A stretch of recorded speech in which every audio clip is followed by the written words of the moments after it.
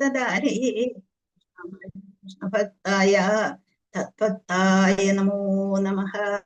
ഹരേ കൃഷ്ണ കൃഷ്ണ കൃഷ്ണ ഹരേ ഹരേ, ഹരേ രാമ രാമ രാമ ഹരേ ഹരേ. യസ്വാനുഭാവമഖില ശ്രുതിസാരമേകം അധ്യാത്മദീപമതിതീർഷദന്തമോന്തം സംസാരിണം കരുണയാക പുരാണഗുഹ്യം വ്യാസസൂനുമുപയാമി ഗുരും മുനീനാം. ശൃണ്വതാം സ്വകഥാ Krishna പുണ്യശ്രവണ കീർത്തനഃ ഹൃദ്യന്തസ്തോ he അഭദ്രാണി വിധിനോതി സുഹൃത്സദാം. നഷ്ടപ്രായേഷു ഭദ്രേഷു നിത്യം ഭാഗവത സേവയാ ഭഗവത്യുത്തമ ശ്ലോകേ ഭക്തിർഭവതി നൈഷ്ഠികീ. മുഖം കരോതി വാചാലം പങ്കും ലംഘയതേ ഗിരിം യത്കൃപാതമഹം വന്ദേ ശ്രീഗുരും ദീനതാരിണം ശ്രീചൈതന്യമീശ്വരം പരമാനന്ദമാധവം. ഹരേ കൃഷ്ണ കൃഷ്ണ കൃഷ്ണ ഹരേ ഹരേ, ഹരേ രാമ രാമ രാമ ഹരേ ഹരേ. കഥഞ്ജന സ്മൃതേ യസ്മിൻ ദുഷ്കരം സുകരം ഭവേത് വിസ്മൃതേ വിപരീതം സ്യാത് ശ്രീചൈതന്യം നമാമിതം. ആനന്ദലീലാമയ വിഗ്രഹായ ഹേമാഭദിവ്യശ്ച വിസുന്ദരായ തസ്മൈ മഹാപ്രേമരസപ്രദായ ചൈതന്യചന്ദ്രായ നമോ നമസ്തേ.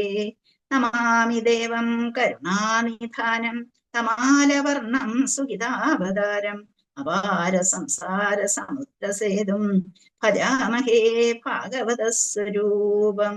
കൃഷ്ണായ വാസുദേവായ ഹരേ പരമാത്മനെ പ്രണതക്ലേശനാശായ ഗോവിന്ദായ നമോ നമഃ. കൃഷ്ണായ വാസുദേവായ ദേവകീനന്ദനായ ച നന്ദഗോപകുമാരായ ഗോവിന്ദായ നമോ നമഃ. നമോ വിഷ്ണുപാദായ കൃഷ്ണപൃഷ്ഠായ പുതലേ ശ്രീമതേ മഹാവിഷ്ണു ഗോസ്വാമിനിധി നാമിനെ. നമോ വിഷ്ണുപാദായ കൃഷ്ണപൃഷ്ഠായ പുതലേ ശ്രീമതേ ഭക്തിവേദാന്ത സ്വാമിനിധി നാമിനെ. ഹരേ കൃഷ്ണ ഹരേ കൃഷ്ണ. എല്ലാവർക്കും ഭാഗവതത്തിലേക്ക് ഹരേ കൃഷ്ണ ഹരേ കൃഷ്ണ. നമ്മള് എല്ലാവർക്കും എൻ്റെ വിനീതമായ നമസ്കാരം. നമ്മള് ഭാഗവതം 1:14-9 വരെ എടുത്തു അല്ലേ? 9 വരെ തീർന്നു. യസ്മാനസമ്പദോ രാജ്യം ധാര പ്രാണകുലം പ്രജ ആസൻ സപത്ന വിജയോ ലോകാശ്ച യദനുഗ്രഹം. അവിടം വരെ തീർന്നല്ല. ഇനി അടുത്തത് 10ാമത്തെ ശ്ലോകമാണ്. നമ്മളിവിടെ പറഞ്ഞു വരുന്നത് ആരോട് എന്താണ് പറഞ്ഞു വരുന്നത്? ആരെങ്കിലും ഒന്ന് മോട്ടിവേറ്റ് ചെയ്യാമോ? ഹരേ കൃഷ്ണ. കഴിഞ്ഞ ദിവസം എടുത്തത് എന്തായിരുന്നു എന്ന് ആർക്കെങ്കിലും ഓർമ്മയുണ്ടോ? യുധിഷ്ഠിര മഹാരാജാവ് ഭീമനോട് അർജുനോട് പറയുന്നു. ഭീമനോട് പറയുകയാണ്, അർജുനൻ പോയിട്ട് വന്നില്ല അല്ലെ, എന്തെങ്കിലും പ്രശ്നമുണ്ടോ, എനിക്ക് ആകെപ്പാടെ അസ്വസ്ഥത അനുഭവപ്പെടുന്നതായിട്ട് ഇങ്ങനെ പറയുകയാണ് ചെയ്യുന്നത്. ഹരേ കൃഷ്ണ. Thank you പ്രഭുജി. ഹരേ കൃഷ്ണ. ഇപ്പൊ ശ്ലോകം നമ്പർ 10. പശ്യോത്പാദാൻ നരവ്യാഘ്ര ദിവ്യാൻ ഭൗമാൻ സദൈഹികാൻ ദാരുണാൻ ശംസദോ ദൂരാത് ഭയം നോ ബുദ്ധിമോഹനം. പശ്യോത്പാദാൻ നരവ്യാഘ്ര ദിവ്യാൻ ഭൗമാൻ സദൈഹികാൻ ദാരുണാൻ ശംസദോ ദൂരാത് ഭയം നോ ബുദ്ധിമോഹനം.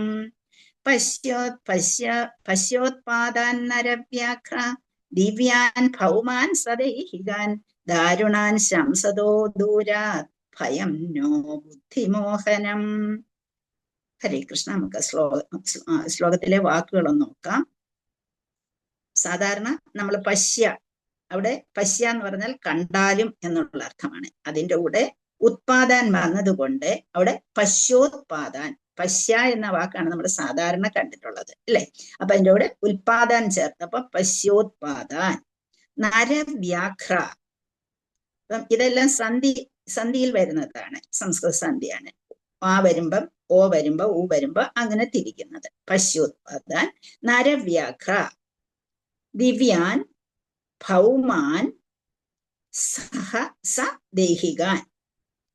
പിന്നീട് ദാരുണാൻ ശംസദഹ, അതും അതുപോലെ വിസർഗം വന്നതുകൊണ്ട് ശംസദഹ. ആ ദൂരാത്, നമ്മൾ എന്തുകൊണ്ടാണ് ദൂരാത് എന്ന് ഞാൻ വായിച്ചത് നിങ്ങൾക്ക് സംശയം തോന്നും. ശംസദോ ദൂരാത്, ശംസദോ പ്ലസ് ശംസദഹ പ്ലസ് അദൂരാത് എന്ന് വരുമ്പോഴാണ് ശംസദോ ദൂരാത് എന്ന് വായിക്കേണ്ടി വരുന്നത്.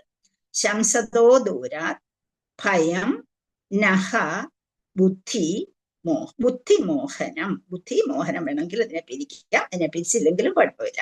അപ്പം ശംസദഹ ആദൂരാത് ഭയം നഹ ബുദ്ധി മോഹനം, ഇത്രയും വാക്കുകളാണുള്ളത്. പശ്യ മീൻസ് എല്ലാ നിങ്ങൾ പഠിച്ചിട്ടുള്ളതാണ്. കണ്ടാലും ഉത്പാദാൻ, ഉത്പാദനമല്ല ഇവിടെ കുഴപ്പങ്ങൾ, പ്രശ്നങ്ങൾ എന്നുള്ള വാക്കാണ് ഉത്പാദാൻ. നരവ്യാഘ്ര, വ്യാഘ്രത്തെ പോലെ സിംഹത്തെ പോലെ ശക്തിയുള്ള നരൻ എന്നാണ് വിളിക്കുന്നത്. ദിവ്യാൻ, ദിവ്യമായിട്ടുള്ള സംഭവവികാസങ്ങൾ എന്നുള്ളത്. അല്ലെങ്കിൽ ഗ്രഹനിലയുടെ നമ്മൾ പറയത്തില്ലേ എന്റെ ഗ്രഹം നേരെയല്ല, അതുകൊണ്ടാണ് എന്റെ ടൈം നേരെയല്ല എന്നൊക്കെ പറയില്ലേ, അതുപോലെ ഗ്രഹനിലയിൽ ഉണ്ടാകുന്ന ചില സ്വാധീനങ്ങൾ.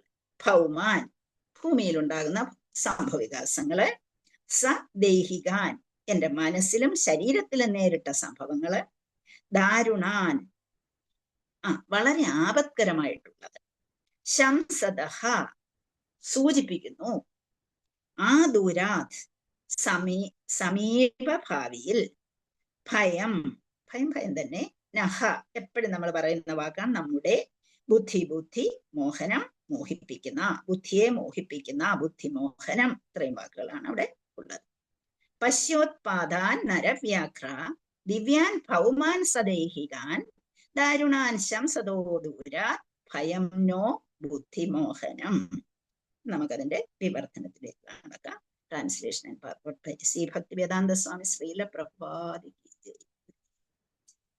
വന്ദേഹം ശ്രീഗുരോ ശ്രീയുതപദകമലം ശ്രീഗുരുൻ വൈഷ്ണവംശ്ച ശ്രീരൂപം സാഗ്രജാതം സഹഗണ രഘുനാഥാന്വിതം തം സജീവം സദ്വേദം സാവധൂതം പരിജനസഹിതം കൃഷ്ണ ചൈതന്യദേവം ശ്രീരാധാകൃഷ്ണ പാദാൻ സഹഗണ ലളിതാ ശ്രീ വിശാഖാന്വിതംശ്ച.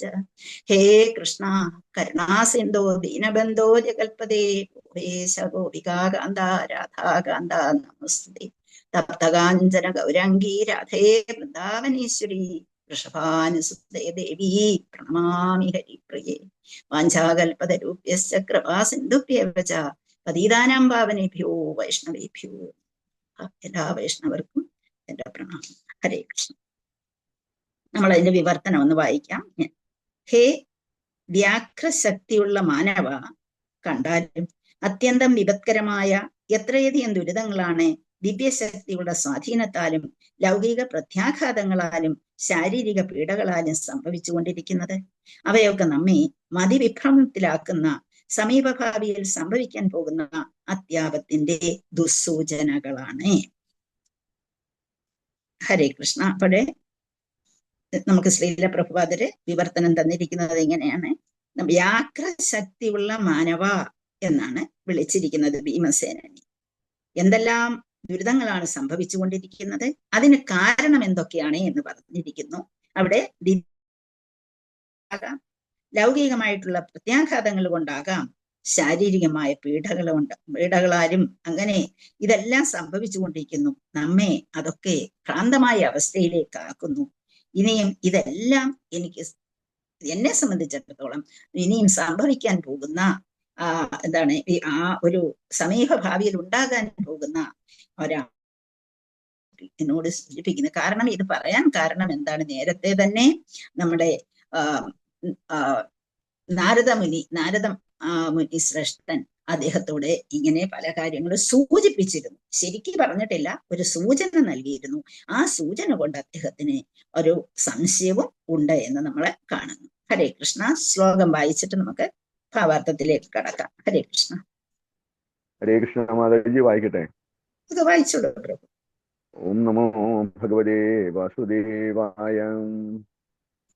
പശ്യോത്പാദാൻ നരാവ്യാഗ്ര ദിവ്യാൻ ഭൗമാൻ സദൈകികാൻ ദാരുണം സംസദോ ദുരാത് ഭയം നോ ബുദ്ധിമോഹനം.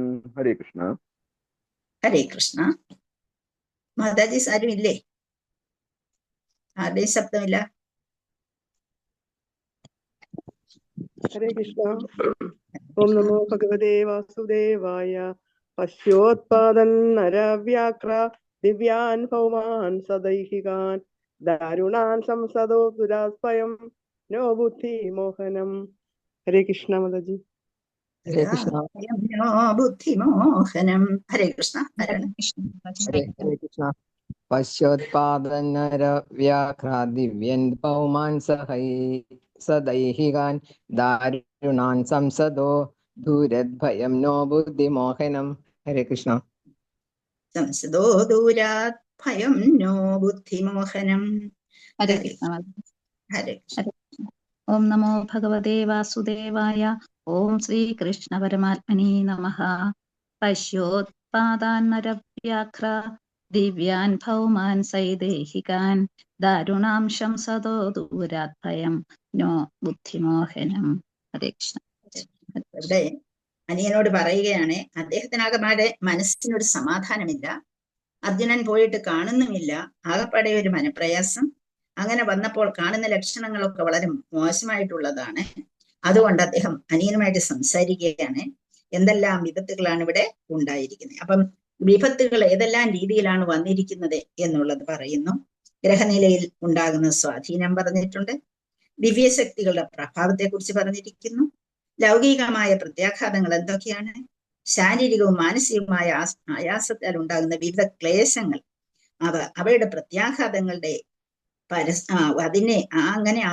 അവയുടെ പരസ്പര പ്രവർത്തനത്താൽ ഉണ്ടാകുന്ന വളരെ മാറ്റങ്ങൾ ഉണ്ടാകുമ്പോൾ ഈ ഭൂമിയിൽ പുരോഗതിക്ക് വളരെയധികം വിഘ്നങ്ങൾ ഉണ്ടാകും.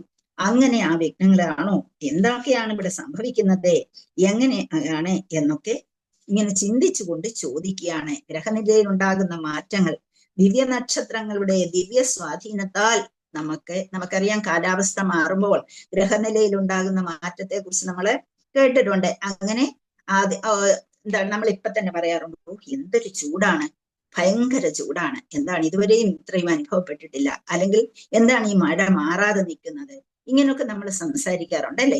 അപ്പൊ അങ്ങനെ ചിലപ്പോൾ അത്യുഷ്ണം വരാം, ചിലപ്പോൾ അതിശൈത്യം വരാം. നമ്മൾ കേരളക്കാർക്ക് ഇങ്ങനെ അതിശൈത്യം ഒന്നും അനുഭവിച്ചിട്ടില്ലാത്തതുകൊണ്ട് നമുക്ക് അതിശൈത്യത്തെ കുറിച്ചൊന്നും അറിഞ്ഞുകൂടാ, അത്യുഷ്ണത്തെ കുറിച്ചും നമുക്ക് അറിഞ്ഞുകൂടാ. നമ്മളിവിടെ 33 ഡിഗ്രി സെൽഷ്യസ് വരുമ്പോഴത്തേക്ക് നമ്മൾ എന്ത് പറയും?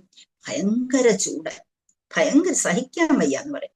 അതേസമയം മറ്റ് പ്രദേശങ്ങളിൽ വളരെയധികം മറ്റ് സ്ഥലങ്ങളിലേക്കൊക്കെ പോയി കഴിഞ്ഞാൽ അവിടെ എത്ര 40, 44, 45 ഡിഗ്രി വരെ ചൂട് വരുന്നുണ്ട്. അപ്പൊ അതുപോലെ അതിശൈത്യമോ വളരെ മൈനസിലായിരിക്കും.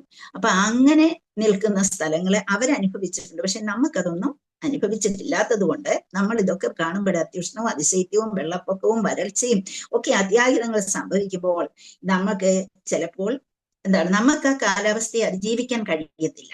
അതേസമയം അതിജീവിക്കാൻ കഴിയുന്നവർ, മറ്റു ഭാഗത്ത് ജീവിച്ചിരിക്കുന്നവർക്ക് കുറച്ച് മാറ്റം വന്നാലും കുഴപ്പമില്ല. എന്നാലും വലിയ മാറ്റം വരുമ്പോൾ എല്ലാവർക്കും പ്രയാസം തന്നെയാണ് എന്നുള്ളതാണ്. അങ്ങനെ ഇതെല്ലാം സംഭവിക്കുമ്പോഴേ മനുഷ്യർക്ക് വെളിയിലോട്ട് ഇറങ്ങി ജോലി ചെയ്യാൻ പറ്റില്ല. അങ്ങനെയൊക്കെ വരുമ്പോൾ എന്തു പറ്റും? ക്ഷാമം ഉണ്ടാകും, അല്ലെങ്കിൽ രോഗങ്ങൾ പടർന്നു പിടിക്കാൻ കാരണമാകും, പകർച്ചവ്യാധികൾ ഉണ്ടാകും. അങ്ങനെ ഒരുപാട് മാറ്റങ്ങൾ ഭൂമിയിൽ ഉണ്ടാകും എന്നുള്ളതാണ്. അപ്പൊ ത്രിവിധ ക്ലേശങ്ങളെ, ഇതെല്ലാം ത്രിവിധ ക്ലേശങ്ങൾ വരുന്നു.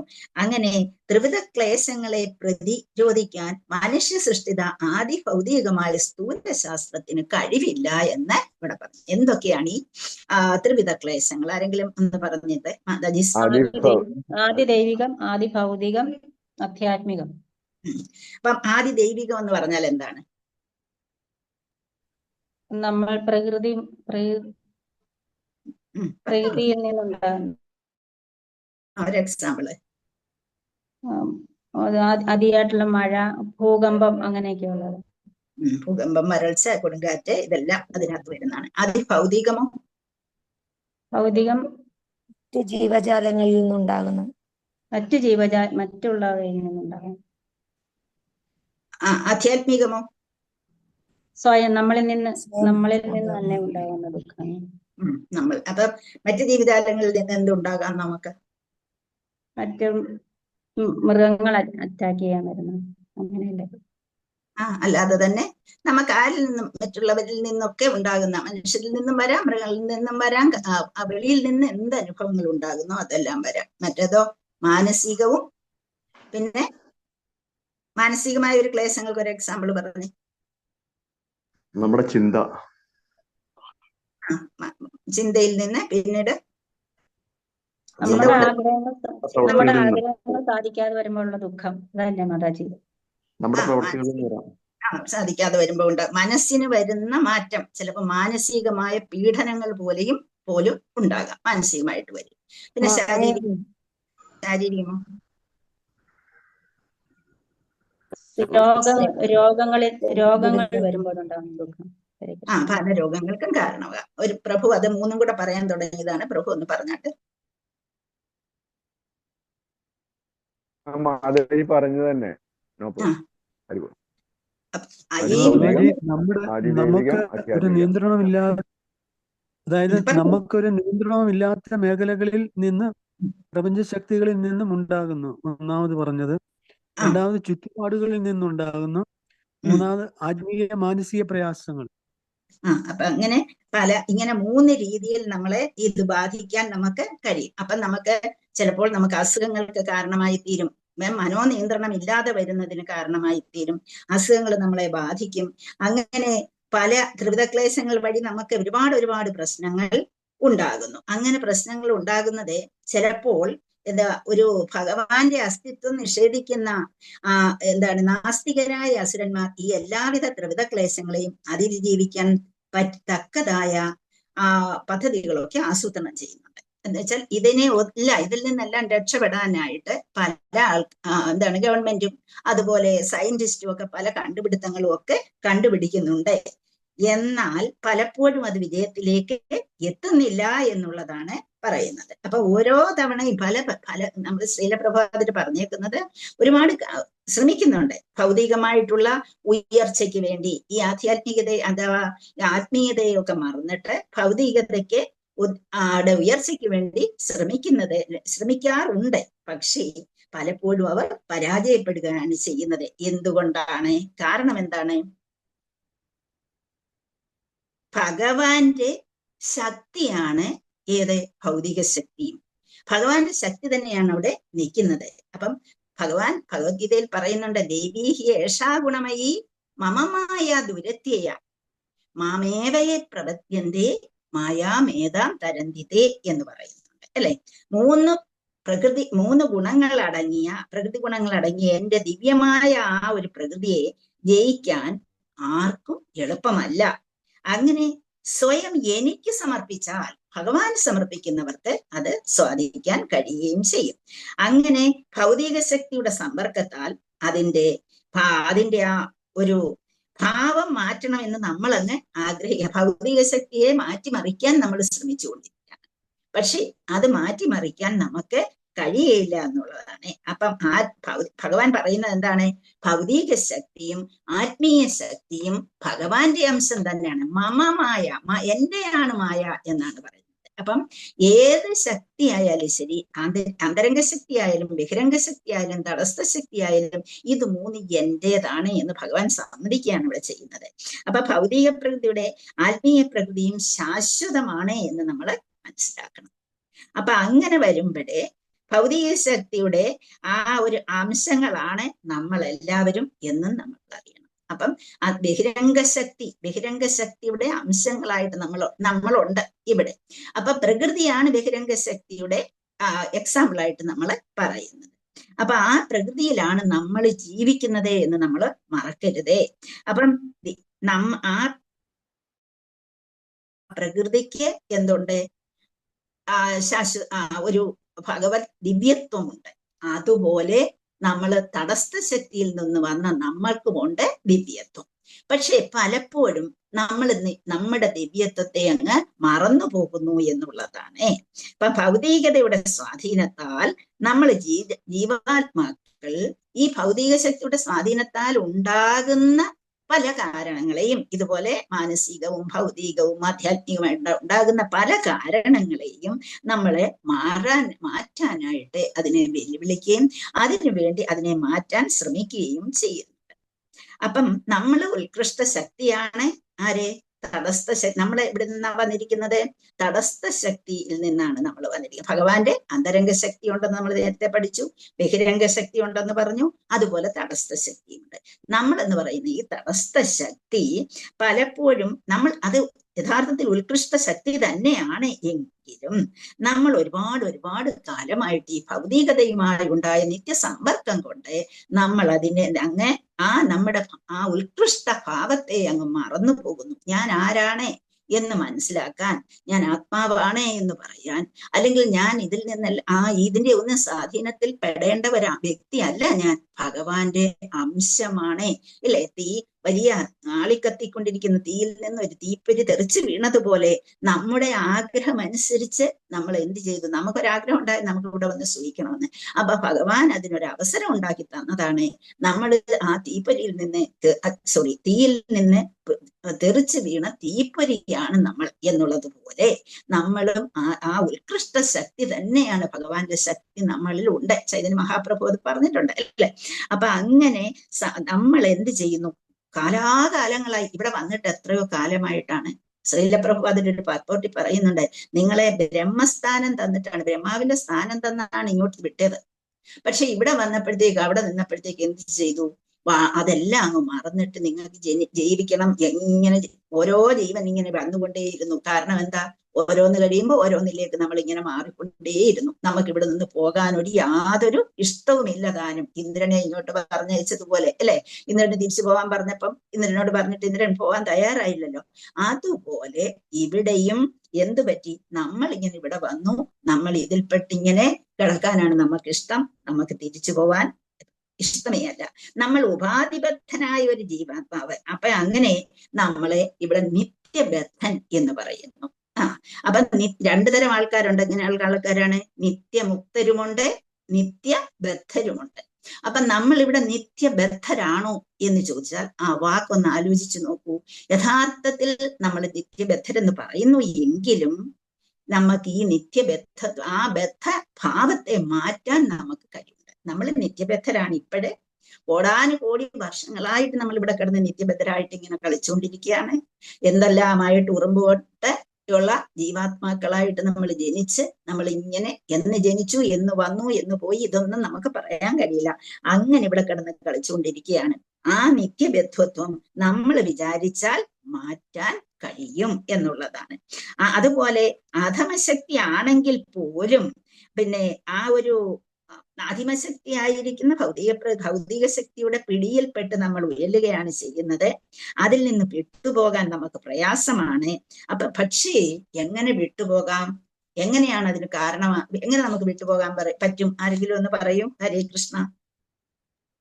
പരമപ്രഭുവിന്റെ ഭക്തിയുത സേവനത്തിൽ കൂടെ നമ്മള് ആ ഉത്കൃഷ്ട ശക്തിയാണ് എന്ന് ആദ്യമേ നമ്മുടെ മനസ്സിൽ ബോധമുണ്ടാക്കി തരുന്നു ആ മഹാപ്രഭു തുടങ്ങി വെച്ച നമ്മുടെ എല്ലാ ഗുരുക്കന്മാരും അല്ലെ?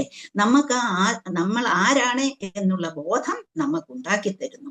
ആ ബോധം ഉണ്ടാകുമ്പോൾ നമ്മൾ എന്ത് ചെയ്യുന്നു? അല്പമെങ്കിലും ഒരു ബോധം ഉണ്ടാകുമ്പോൾ നമുക്ക് തിരിച്ചു പോകാൻ വളരെ ഈസിയാണ്, നമ്മൾ ആരാണെന്ന് മനസ്സിലാക്കി കഴിയുമ്പോൾ. പക്ഷെ നമ്മൾ അത് മനസ്സിലാക്കുന്നില്ല എന്നതാണ് കഷ്ടമായിട്ടുള്ള കാര്യം.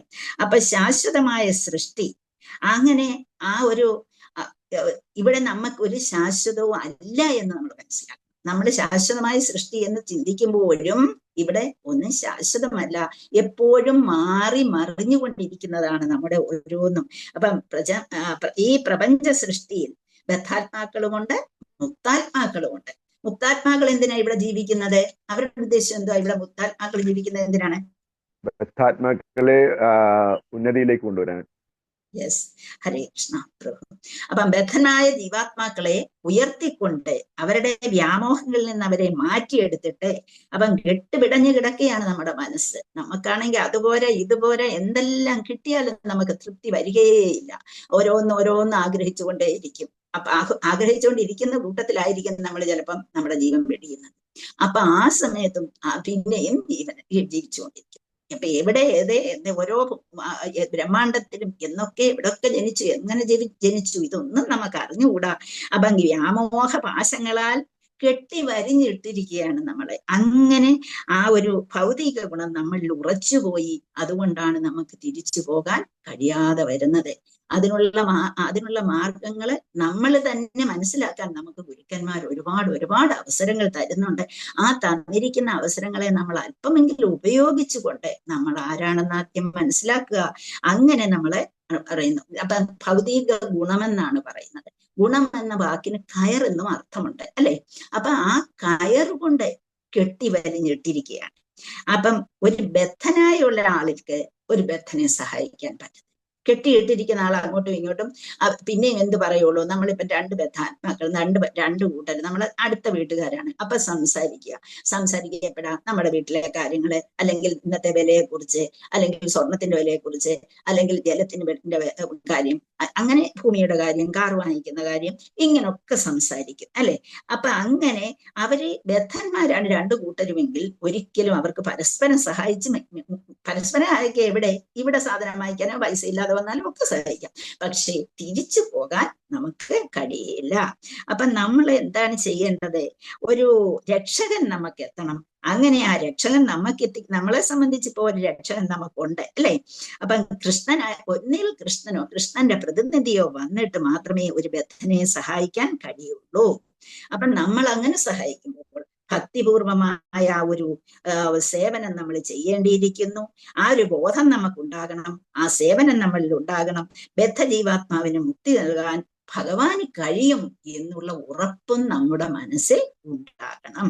അഹൈതുകമായ കാരുണ്യത്താലാണ്, ഭഗവാന്റെ കോസ്റ്റ്ലെസ് മെഴ്സി, അല്ലെ? അപ്പൊ ആ ഒരു അഹൈതുകമായ കാരുണ്യത്താലാണ് നമുക്ക് തിരിച്ചു പോകാൻ കഴിയുക എന്നുള്ളത് നമ്മൾ മനസ്സിലാക്കണം. മുക്തി എന്ന് പറഞ്ഞാൽ എന്താണ്? ഒരു മെറ്റീരിയൽ ആയിട്ടുള്ള കൺസെപ്ഷൻ വിട്ടിട്ട് ഒറിജിനലായുള്ള നമ്മൾ ആ ഒരു സ്പിരിച്വൽ സ്റ്റാറ്റസിലേക്ക് എത്തുക എന്നതാണ് മുക്തി എന്നതുകൊണ്ട് ഉദ്ദേശിക്കുക. എല്ലാവരും പറയും എനിക്ക് മുക്തി വേണം. മുക്തി 5 തരമുണ്ട്. ഏതൊക്കെയാണെന്ന് പറയുമോ മാതാജീസ് പ്ലീസ്?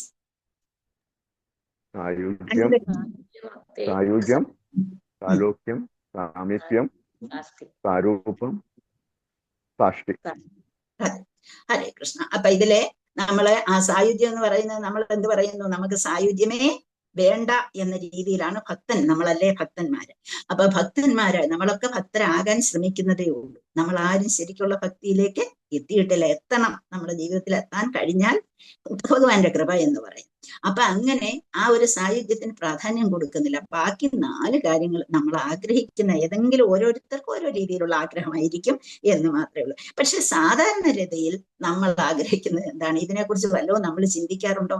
ഒരു സാധാരണ വ്യക്തി ആഗ്രഹിക്കുന്ന ഒരു വലിയ വീട് വേണം, അല്ലെങ്കിൽ അവന്റെ സമ്പത്തിനെ കുറിച്ച് ആഗ്രഹിക്കും, അവന്റെ കുടുംബത്തെ കുറിച്ച് ആഗ്രഹിക്കും, അവന്റെ കമ്മ്യൂണിറ്റിയെ കുറിച്ച് ആഗ്രഹിക്കും. ഇവയ്ക്കൊക്കെ പിറകെ ഓടുകയും പൊസഷൻസിന് വേണ്ടിയുള്ള ആ ഒരു അത്യാധ്വാനമാണ് നമ്മൾ ചെയ്തുകൊണ്ടിരിക്കുന്നത്. ഇതൊക്കെ കളഞ്ഞിട്ട് നമ്മൾ എന്ത് ചെയ്യണം? മുക്തിപ്രദാതാം വിഷ്ണുവിനെ അഭയം പ്രാപിക്കണം. മുക്തിപ്രദാതാവായിരിക്കുന്ന ആ വിഷ്ണുവിനെ അഭയം പ്രാപിക്കാൻ നമുക്ക് കഴിഞ്ഞാൽ നമുക്ക് ഭഗവാനിൽ എത്തിച്ചേരാൻ കഴിയും. അപ്പം ദേവീ ഹേഷ ഗുണമയീ മമമായ ദുരത്തിയ, അതിൽ നിന്ന് രക്ഷപ്പെടാൻ സാധ്യമില്ല. പക്ഷേ എന്നെ ആശ്രയിക്കുന്നവർക്ക് അവിടെ നിന്ന് കഴിയും എന്ന് ഭഗവാൻ തന്നെ നമുക്ക് പറഞ്ഞു തന്നിട്ടുണ്ട്. അപ്പൊ അതിനെ ശ്രമിച്ചുകൊണ്ട് നമ്മൾ നാമം ജപിക്കുമ്പോൾ എനിക്ക് ശ്രമം എന്നപ്പം നമ്മൾ പലരും നാമം ജപിക്കുമ്പോൾ ചിലപ്പോൾ നമുക്ക് എന്താണ് കോൺസെൻട്രേഷൻ കിട്ടാതെ വരും. ഇത് സാധിക്കുന്നതല്ല എന്നും പറഞ്ഞ് നമ്മളങ്ങ് വിടാൻ നോക്കും. അല്ലെങ്കിൽ എത്ര വായിക്കാനാ? ഭഗവത്ഗീത വായിച്ചു, ഒരു പ്രാവശ്യം വായിച്ചു ഒന്നും പോരാ, 2 വായിച്ചു പോരാ. അല്ലെങ്കിൽ ഭാഗവതം 18,000 ശ്ലോകങ്ങളുണ്ട്. നമ്മൾ എന്ന് തീർക്കാനാണ് ഇതെല്ലാം? തീരുമോ? ഇങ്ങനൊക്കെ നമ്മൾ അല്ലെങ്കിൽ പഠിച്ചതൊക്കെ നമ്മുടെ മനസ്സിൽ നിൽക്കുന്നോ? ബൈഹാർട്ട് ചെയ്തതെല്ലാം നിൽക്കുന്നുണ്ടോ നമ്മുടെ മനസ്സിൽ? നമുക്ക് ഓരോ ശ്ലോകങ്ങളും ബൈഹാർട്ട് ചെയ്യുമ്പോൾ നമുക്ക് എന്ത് സന്തോഷമാണ്.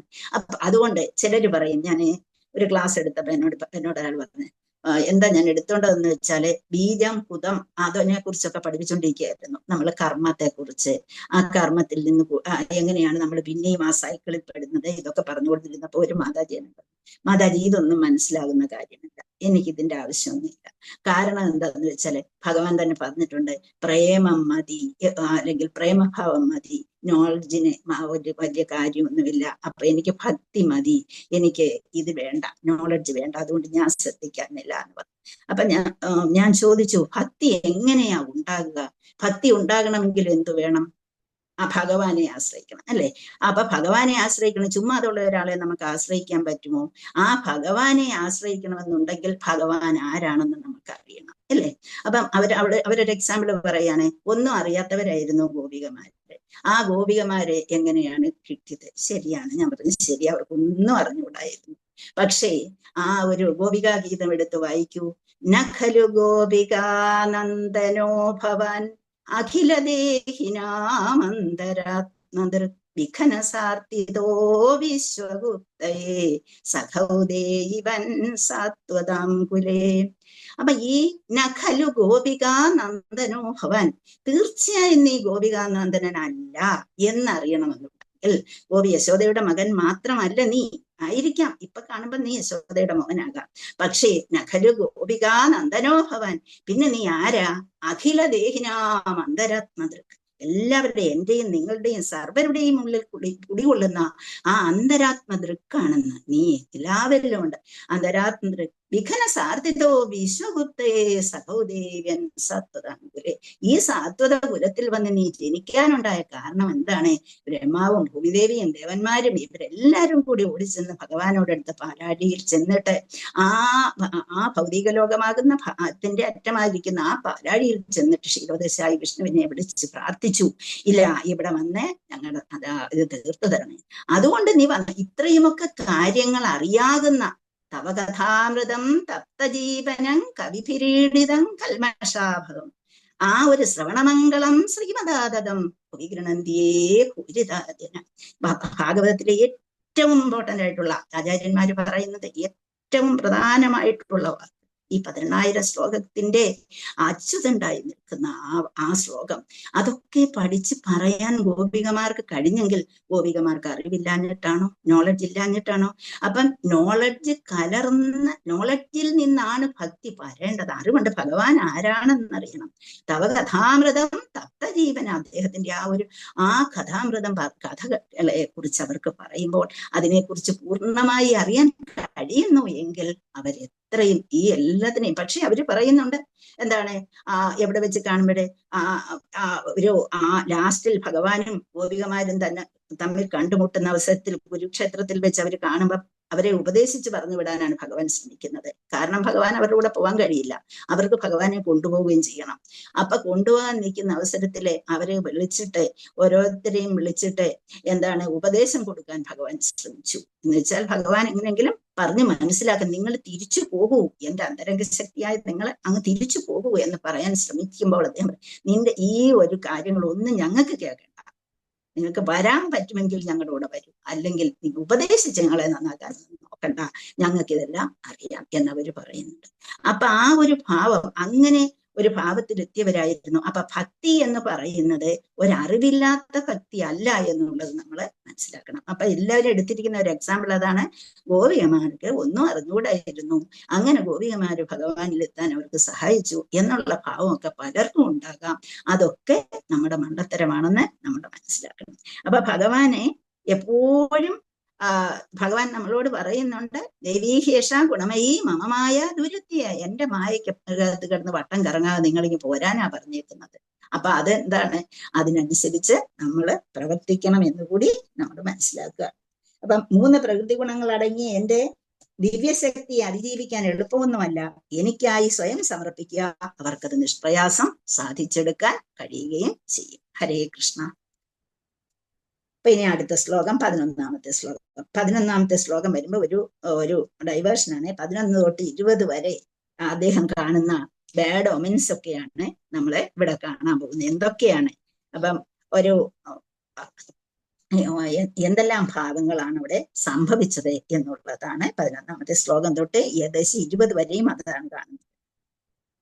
ഊർവക്ഷിബാഹവോ മഹ്യം സ്ഫുരന്ത്യംഗ പുനഃ പുനഃ ദേവദുശ്ചാവിഹൃദയേ ആരാദാസ്യന്തി വിപ്രിയം ഊർവക്ഷിബാഹവോ മഹ്യം സ്ഫുരന്ത്യംഗ പുനഃ പുനഃ വേപതുശ്ചാവിഹൃദയേ ആരാധ്യാസ്യന്തി വിപ്രിയം ഊർവക്ഷിവാഹവോ ഊരു അക്ഷി ബാഹവ ഊരു അക്ഷി ബാഹവ ചേർത്ത് പറയുമ്പോ ഊർവക്ഷിബാഹവോ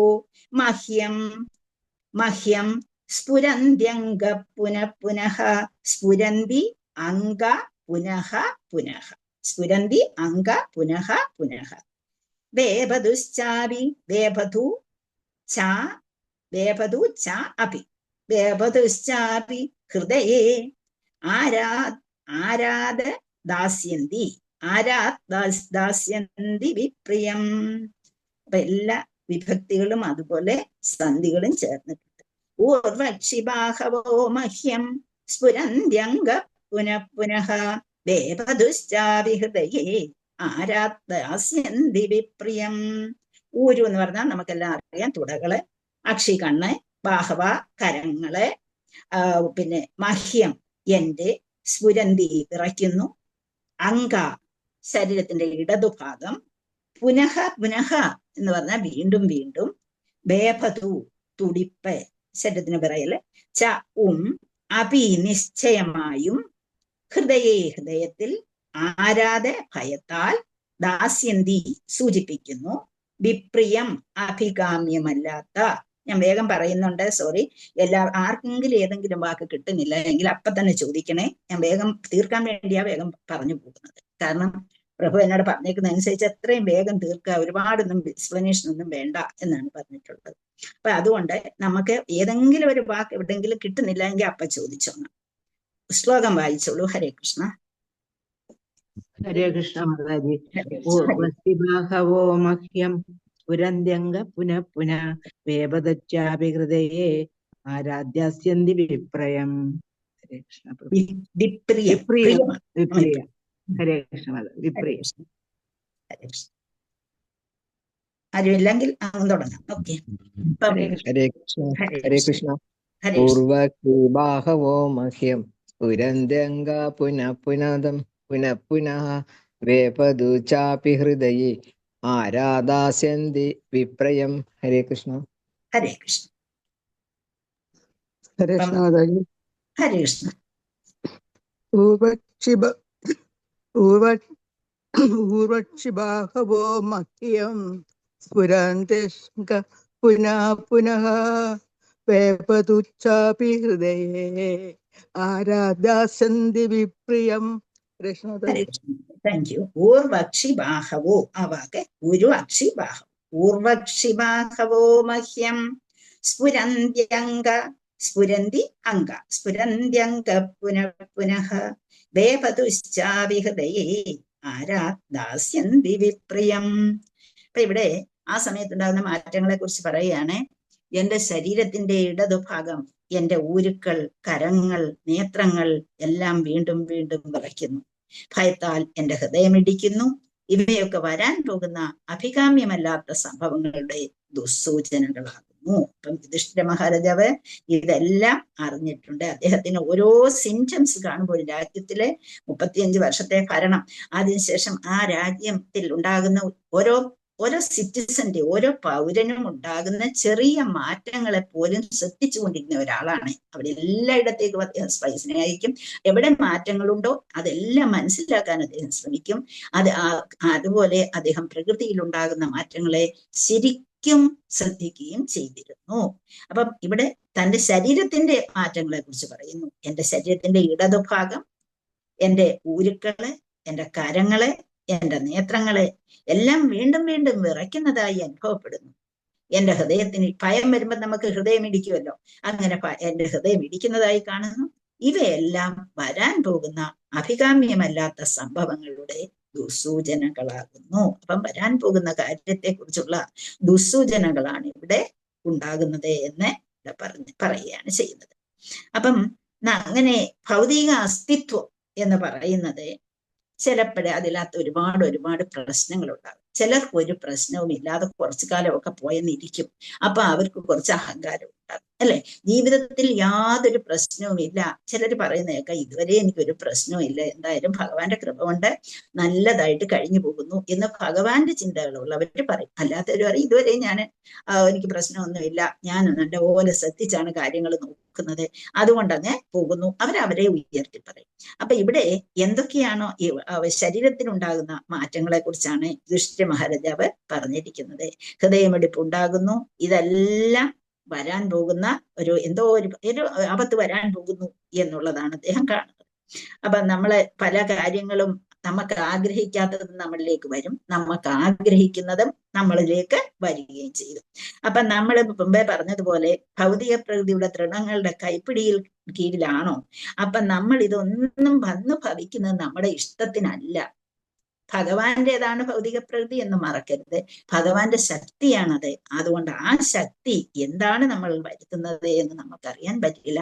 അതിന് കാരണമായി നമ്മുടെ ജന്മങ്ങളെല്ലാം, നമ്മുടെ കോടാനുകോടി ജന്മങ്ങൾ നമ്മുടെ കയ്യിലുണ്ട് എന്ന് നമ്മൾ മറക്കരുത്. അപ്പൊ കണ്ണ്, കൈകളെ, തുടകളെ എന്നെല്ലാം നിറയ്ക്കുന്നുവെങ്കിൽ നമുക്ക് സാധാരണക്കാർ വെറുതെ പറയുന്നതാണെന്നൊക്കെ പറയുമെങ്കിലും ഇതൊക്കെ ഹിതകരമല്ലാത്ത എന്തോ സംഭവിക്കാൻ പോകുന്നു എന്നുള്ളതിനെ കുറിച്ച് ഭാഗവതത്തിൽ പ്രഭുപാദർ പറഞ്ഞു തന്നിരിക്കുകയാണ്. അപ്പൊ ഇങ്ങനൊക്കെ നടക്കുമ്പോൾ ചില ദുസ്സൂചനകൾ നമുക്ക് തരികയാണ് എന്ന് പറഞ്ഞിരിക്കുന്നു. അപ്പൊ ഇങ്ങനെയുള്ള വിറയലുകളെ കാട്ടുതീയോടാണ് ഉപമിച്ചിരിക്കുന്നത്. അപ്പം ഈ ശരീരത്തിനുണ്ടാകുന്ന മാറ്റത്തെ എത്ര ഭയാനകമായിട്ടാണ് കാണുന്നത് എന്ന് നമുക്ക് അറിയാം. അപ്പം നമുക്ക് ഒരു വനത്തിൽ പോകുമ്പോ ശ്രീലപ്രഭാതർ പറഞ്ഞിരിക്കുന്ന എക്സാമ്പിളാണ്. കാട്ടിൽ പോകുന്ന അവസരത്തിൽ ആരും കാട്ടുതീ ഉണ്ടാകുമെന്നും പറഞ്ഞ് ആരും വനത്തിൽ പോയില്ല, അല്ലേ? പക്ഷേ അവിടെ കാട്ടുതീ ഉണ്ടാവുകയും ചെയ്യാൻ ചിലപ്പോഴേ ഒരുപോലെ പോകുന്നവരും അവിടെ ഉള്ളവരും ഒക്കെ ആപത്തിൽ അകപ്പെടുകയും ജീവൻ പെടുകയും ഒക്കെ ചെയ്യുന്നു. അങ്ങനെ താനേ ഉണ്ടാകുന്ന കാട്ടുതീയെ അണയ്ക്കാൻ മനുഷ്യ പ്രയത്നത്താൽ സാധ്യമല്ല. അവിടെയും എന്ത് വേണം? ഭഗവാന്റെ കാരുണ്യം അതിന് ആവശ്യമാണ്.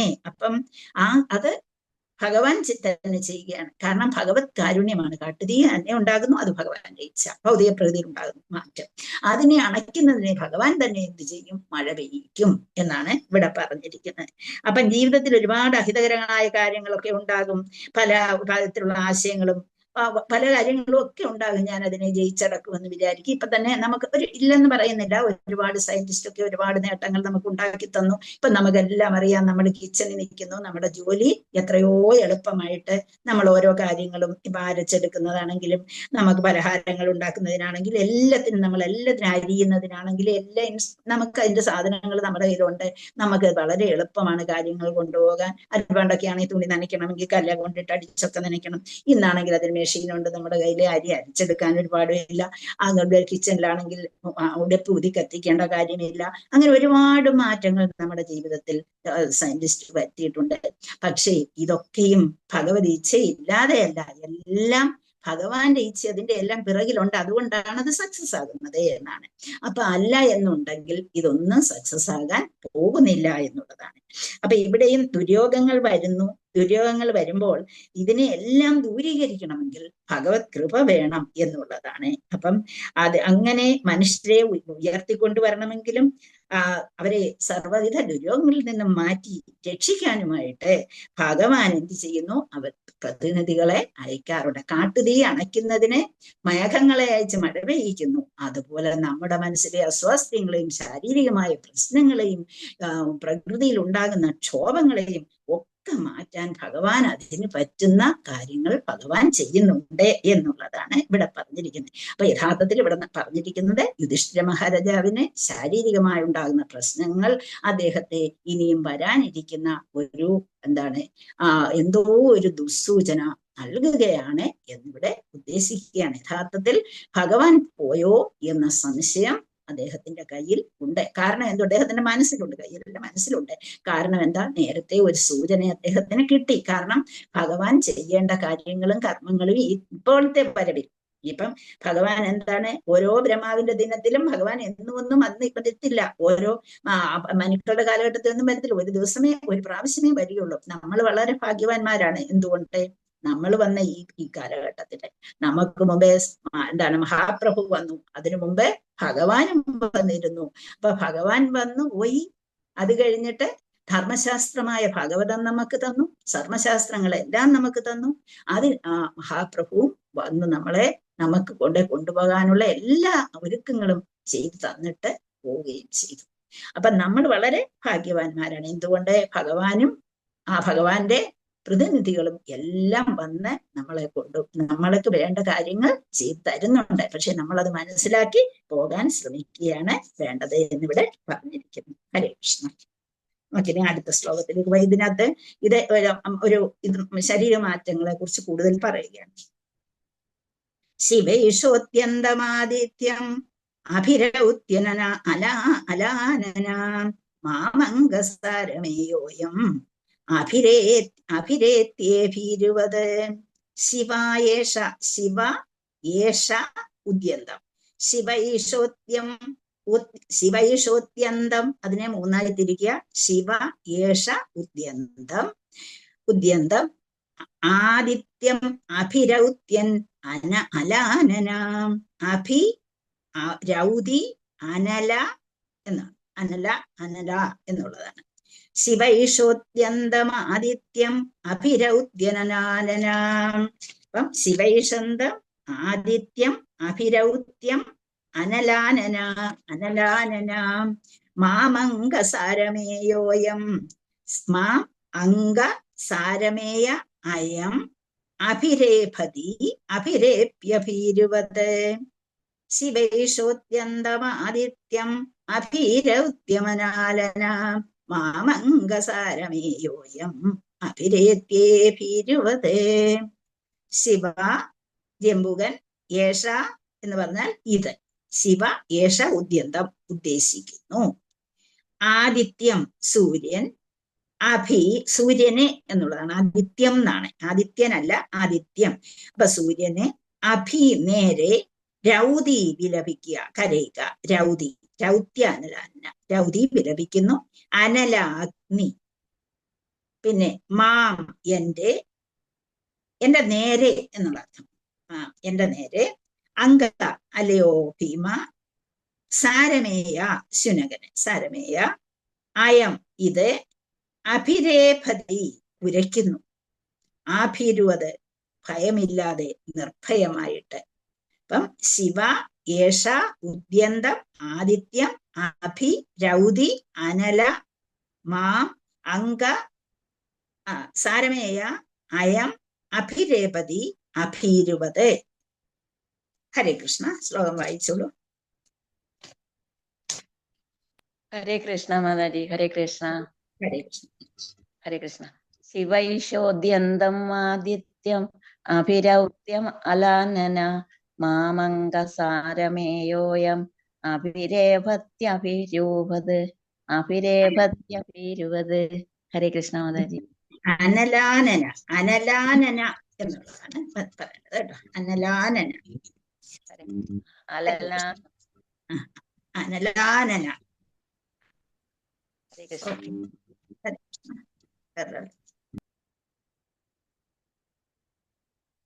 ഹരേ കൃഷ്ണ. ആരുമില്ല. ശിവൈഷോത്യന്തമാദിത്യം അഭിരൗത്യമനലാനനാം മാമംഗസാരമേയോയം അഭിരേത്യേഭിരുവത്. ശിവൈഷോത്യന്തമാദിത്യം അഭിരൗത്യമനലാനനാം മാമംഗസാരമേയോയം അഭിരേത്യേഭിരുവത്. ഒരാളോടെ വായിക്കൂ. ഹരേ കൃഷ്ണ മാതാജി. ഹരേ കൃഷ്ണ. എന്താ ഇതിന് പാടാണോ എല്ലാവർക്കും? ശിവൈഷോദ്യം ആദ്യന്ത്യം അഭിരൗത്യന ആനന മാമംഗസാരമയോയം അഭിരേത്യഭിരുവത്. ഹരേ കൃഷ്ണ.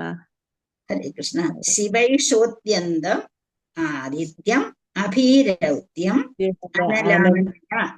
ശിവൈഷോത്യന്തം ആദിത്യം അഭിരൗത്യം അനലാനന എന്ന് പറഞ്ഞ് നോക്കൂ എല്ലാവരും.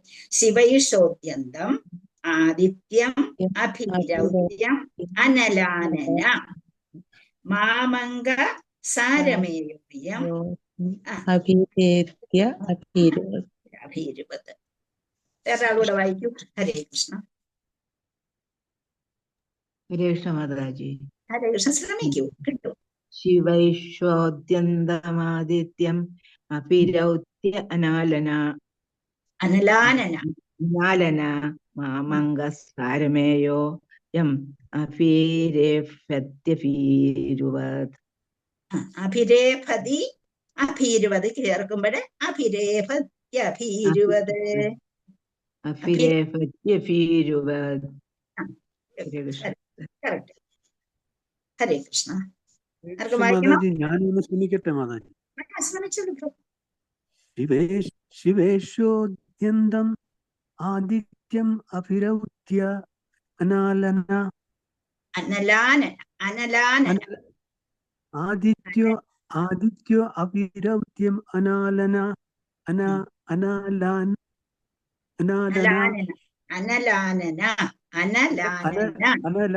അനലാനന മാമംഗം സാരമേ അയം അഭിരേഫത്യഭീരുവത്.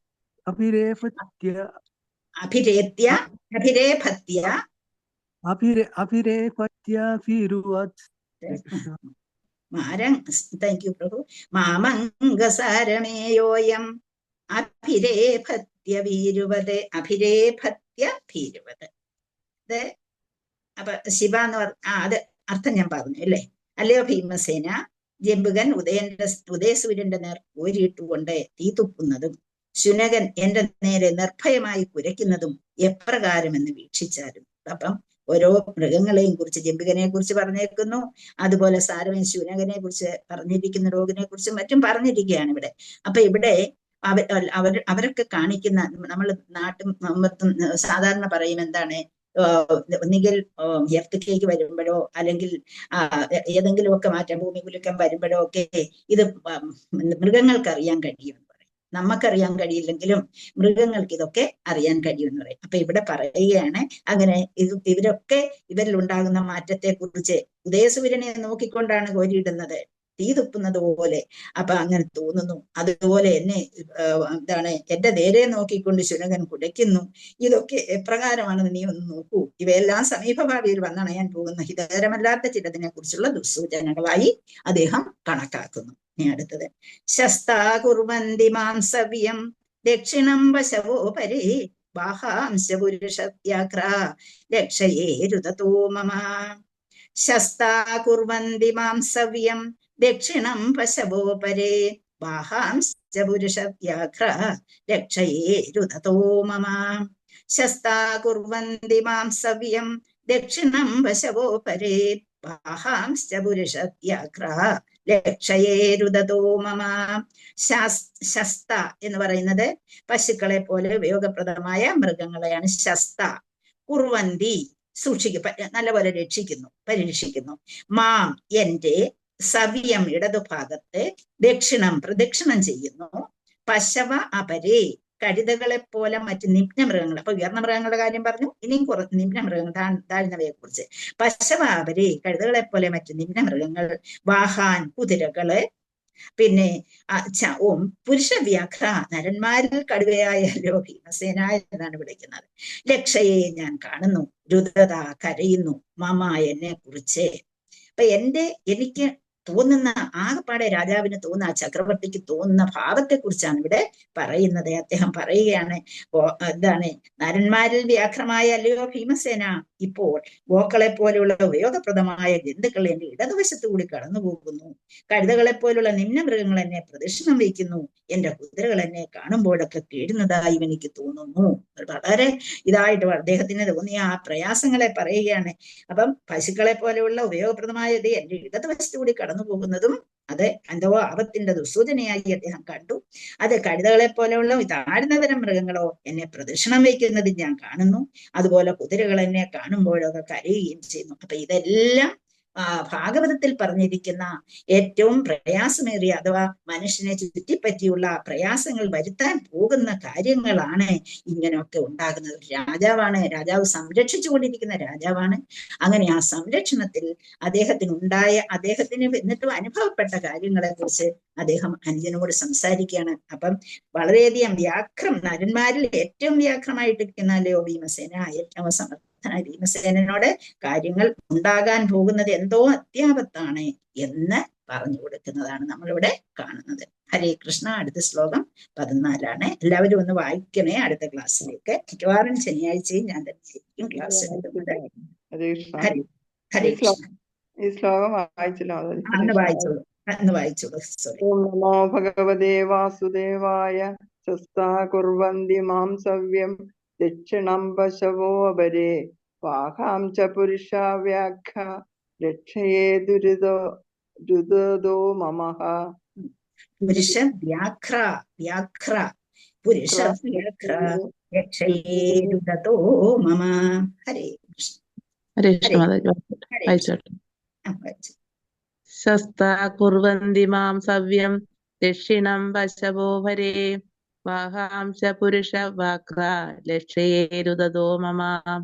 ഹരേ കൃഷ്ണ. ഹരേ കൃഷ്ണ. എല്ലാവരും ആ ശ്ലോകം ഏതായിരുന്നു നിങ്ങൾക്ക് പ്രയാസമുള്ളത്? 12 അല്ലേ?